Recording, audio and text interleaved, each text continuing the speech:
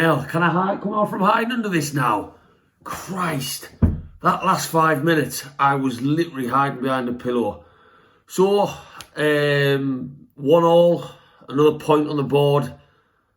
I've literally just finished watching it. It's a very quick after the game match review, this one. I've literally got Lascelles interviews going on in the background there.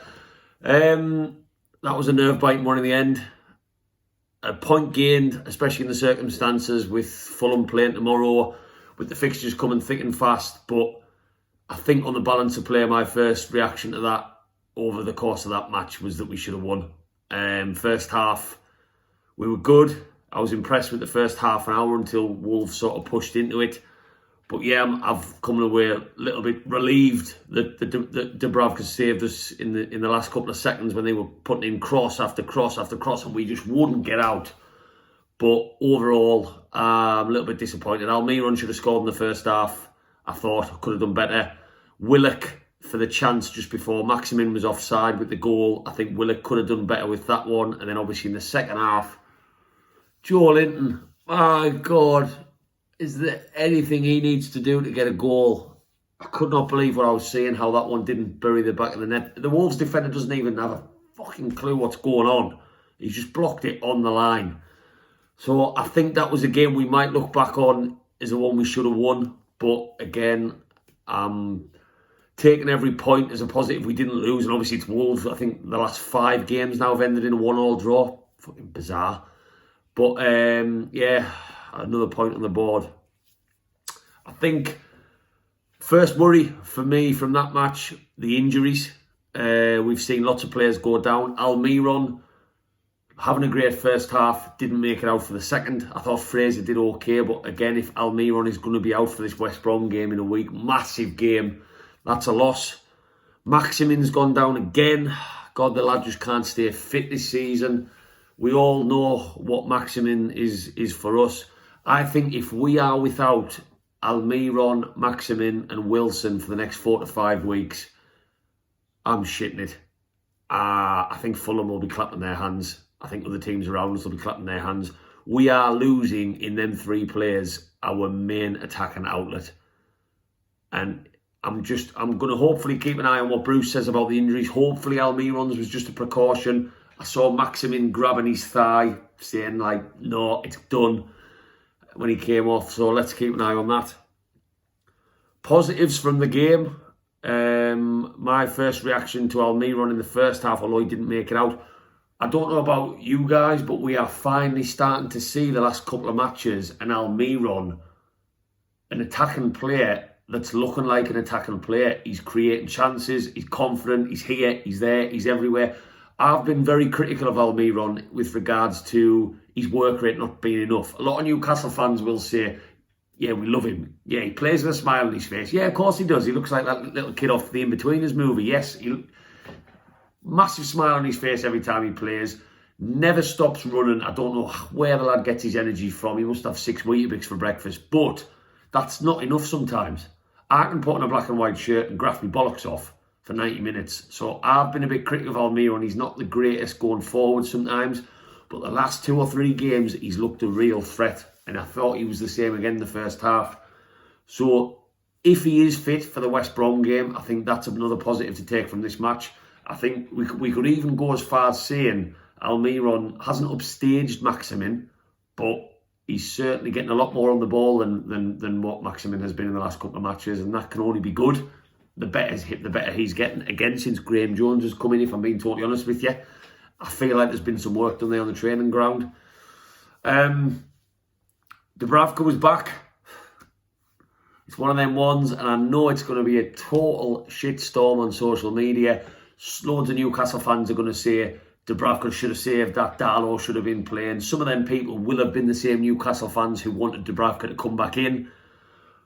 Yes, he should have saved it, but I think Dubravka was rusty from the first whistle. His distribution, I think there was one in the first half where he gave it away from kicking it out, and I was like, oh God, no. And there was quite a few of those. His distribution was poor, and he did look a bit of a rusty nail. But that's the same with any position. When a player has not played for as long as Dubravka, apart from one cup appearance, of course he's going to be rusty. And I think if you would ask me, would Dubravka have saved that header in 3 matches' time when he's a bit more up to speed? Yeah, I think he would. I think Dubravka's always had a safe, solid hand on shots like that, and he would have probably palmed that out. Was it a goalkeeping mistake? I think it probably was, and you know for a fact Darlow is watching on the sideline thinking, I would have fucking saved that. So it's a funny one for me. I wanted Dubravka in, as I said on my previous video. He came in, he made that error, and then sure behold, 93rd minute, he pulls out. Massive instinct save. I don't know what he saved it with, whether it was his shoulder, his ear, who cares? He kept it out, and it was a great save. So it's a bit of swings and roundabouts in terms of his performance in that second half, but he's going to take time to get up to speed. You don't expect a striker to come in after spending 8 weeks on the bench and suddenly look sharp as a dart. He's going to take a little bit of time to get back into the swing of things, but I wanted him back in. He's our number one goalkeeper. So I'm not going to criticise him too much. It's just frustrating because we were better. Yes, we dropped back a little bit in the second half, but when that goal went in, anyone watching on Sky Sports, the commentator called it. He said, oh, just as the cross came in, he went, oh, Johnny scored this time last season, exact time last season, and then he bangs it in. So I'm going to partly blame the Sky Sports commentator as well. I think other positives going forward, I thought defensively we were a little bit more sound tonight. I was pleasantly surprised in the first half with how we contained their wingers. I didn't feel like Neto and Traore got too much on the ball and did too much to affect us.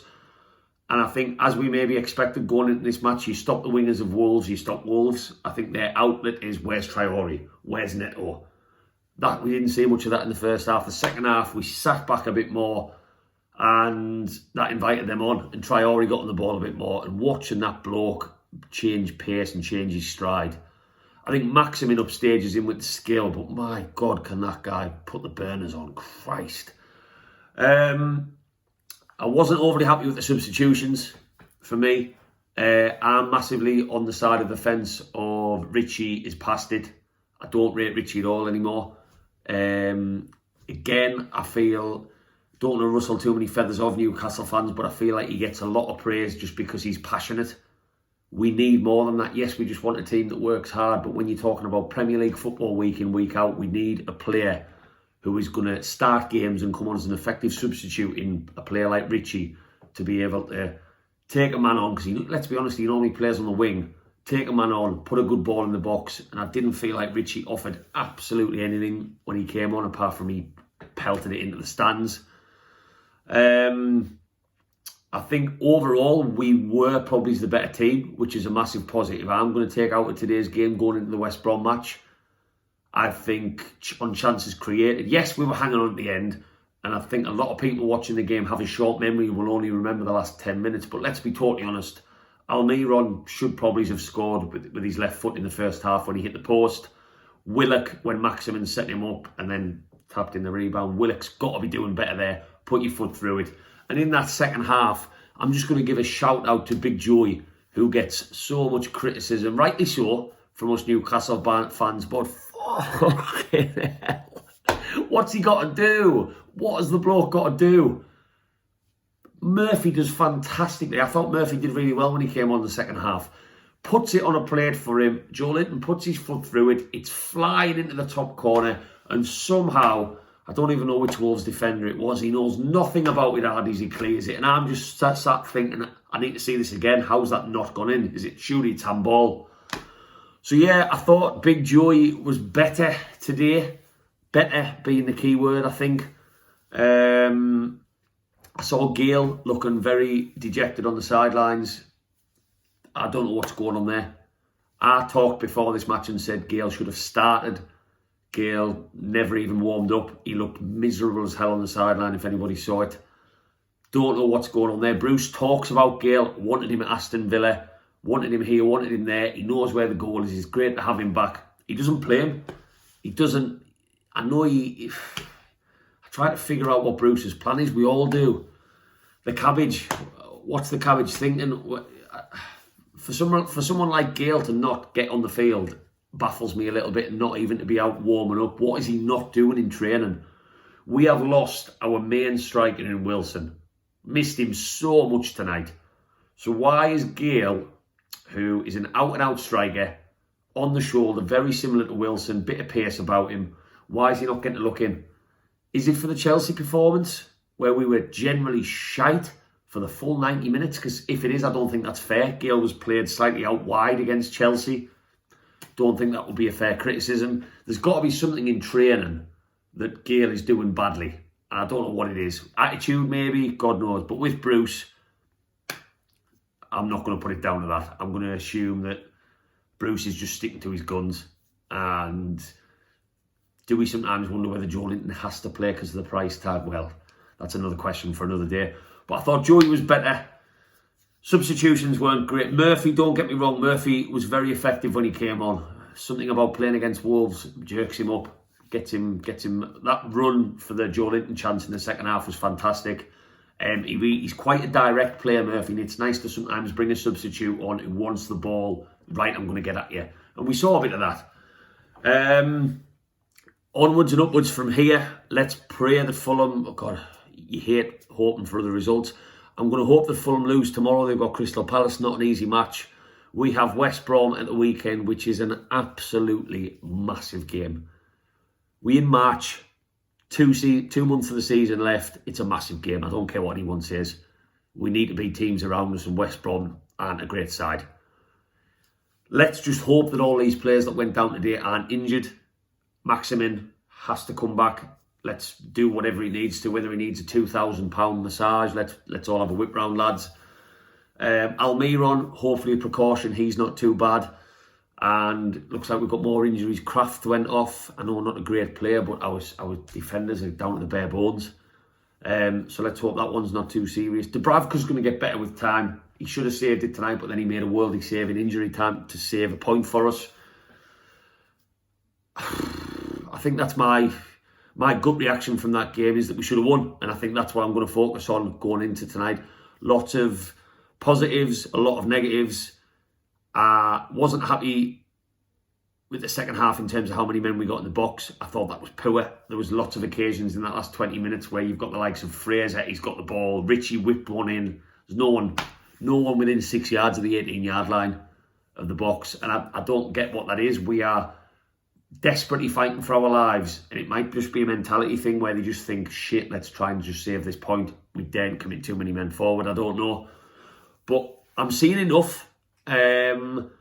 I hate Bruce just as much as every Newcastle fan does, but I don't want to see our team get relegated. That would be disaster. That would be the ultimate fucking disaster in terms of us getting rid of Ashley and getting a new manager ever through the door and seeing any kind of progress. So I'm going to focus on whether I think we can stay up, and I think based off that performance, I'm going to take it game by game. I think we can, but we need our players fit. So if the players that I think might be injured for West Brom after going off in this match are injured, I don't know where that leaves us. Fraser can come in, who looked okay tonight. He's got pace to burn. Murphy is a willing runner, but just doesn't have that quality when he seems to start for us. He's just an impact substitute. Strikers, again, I've already touched on Gale. But I think tonight was certainly 2 points dropped over the course of the game, just purely on chances created. They had a couple of flashes across the box, but I am leaving tonight, signing off tonight with my beer, to definitely feel disappointed we didn't win that, and see enough positives to take into the next game and go to bed, maybe sit down on my bed and do a prayer tonight that not all the players that went out of the game injured tonight are injured for West Brom next week. If you like this video, I am posting thick and fast, plenty of content on Instagram and Facebook, so please follow Black and White Banter. I'll be doing a couple more videos, maybe a more in-depth one on this match over the coming days, but please like and subscribe on YouTube. And yeah, enjoy your beers tonight, Toon fans. Not 3 points, but plenty to work on, and we'll keep our fingers crossed on the